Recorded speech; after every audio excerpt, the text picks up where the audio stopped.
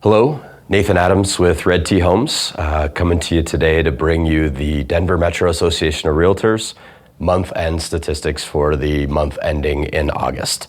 I'm going to start by reading you the first couple of paragraphs that I found pretty fascinating from their write-up. All major statistical categories point towards the market slowing down.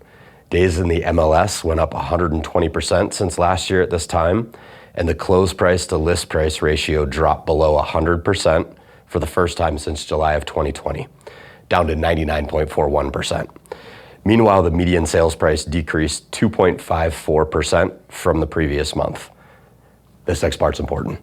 While some individuals will take this as a sign that the real estate market is about to crash, Denver Metro has seasonality in its market, and this is an example of that. That is incredible that they're making that mention. At Red T, we've known seasonality for a long time, but it happens every single year with the exception of 2021 as we were in the thick of a crazy market kind of due to COVID. So what that looks like is sometime at about mid-June, right around Father's Day weekend, we slow down, have fewer sales, start to build inventory, and that kind of runs through Labor Day weekend, which just ended. That's a very normal, very typical thing, and the freak out is normal and is typical. This year it's been exacerbated and started a little bit earlier. A lot of that's due to the fact that rates spiked to like 6.25 in June and really kind of pumped the brakes for people. I'm going to share with you some stats in a minute, but I wanted to share one other quote that I heard just this morning. It was a broker that said to me that sellers are reluctant to sell right now because they're waiting for a time when the bidding wars come, which is comical because we have some buyers that are waiting for the market to crash. I don't know that either of them will be right. I'm really hopeful that we're heading towards a more normal market. So I'm going to read off a couple of statistics for you as well. And this really ties into that seasonal slowdown. And you're also going to hear that the market has really slowed down, which is factual. People associate that with price change. And in reality, that's not the case. The slowdown is substantially less sales. So if you look at year over year, we're down in the month of August 30% in sales.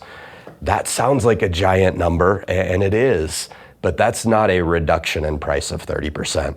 If you look year to date, we're actually up 8.5% from 2021 August to 2022 August. So 30% less sales, but yet we're up 8.5%. So please, when you hear the headlines, do not associate a real estate slowdown with a lowering of prices. It's just not factual.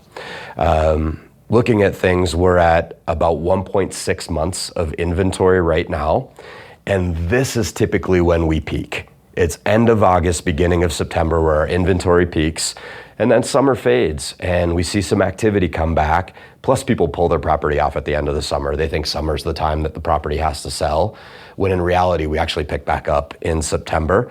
So my best guess is we'll see that inventory continue to go lower and lower, and I wouldn't be surprised if we get down around maybe 4,500 to 5,000 for sale in the 11 county metro area.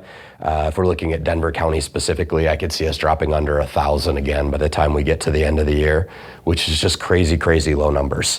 I mentioned earlier, like there's a drastic rise on a percentage basis in days on market. Days on market is still only 19. That's how long the average price home takes to sell. Many homes are still moving in less than a week.